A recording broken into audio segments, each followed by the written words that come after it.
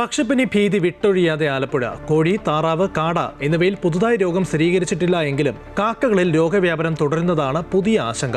തഴക്കരയിൽ കാക്ക ചത്തത് പക്ഷിപ്പനി മൂലമാണെന്ന് തിങ്കളാഴ്ച സ്ഥിരീകരിച്ചതോടെ പ്രദേശങ്ങൾ കേന്ദ്രീകരിച്ചുള്ള പരിശോധന വീണ്ടും തുടരുകയാണ്.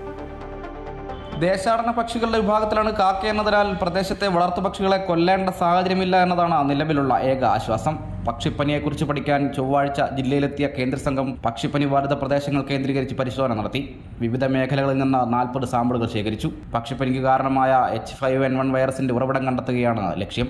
തണ്ണീർത്തടങ്ങളിലെത്തുന്ന ദേശാടന പക്ഷികൾ, താറാവ് വിപണി, കോഴി ഫാമുകൾ, നെൽവയലുകൾ എന്നിവിടങ്ങളിൽ നിന്ന് സാമ്പിളുകളടക്കം ശേഖരിച്ചു. മനുഷ്യരിലേക്ക് പടരാൻ സാധ്യതയുള്ള മാരകമായ H5N1 വൈറസ് എങ്ങനെയാണ് എത്തിയതെന്നായിരിക്കും പ്രധാനമായും പരിശോധിക്കുക.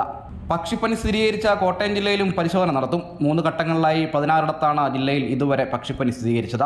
ഒന്നാം ഘട്ടത്തിൽ 28,000-ലേറെയും 2ാം ഘട്ടത്തിൽ 13,000-ന് മുകളിലും വളർത്തുപക്ഷികളെയാണ് പ്രതിരോധത്തിന്റെ ഭാഗമായി കൊന്നത്. മുഹമ്മ, കോടംതുരുത്ത് എന്നിവിടങ്ങളിലാണ് കാക്കകളിൽ നേരത്തെ പക്ഷിപ്പനി സ്ഥിരീകരിച്ചത്. തഴക്കരയിലേതുകൂടിയാകുമ്പോൾ കാക്കകളിലെ രോഗബാധ 3ഇടത്തായി.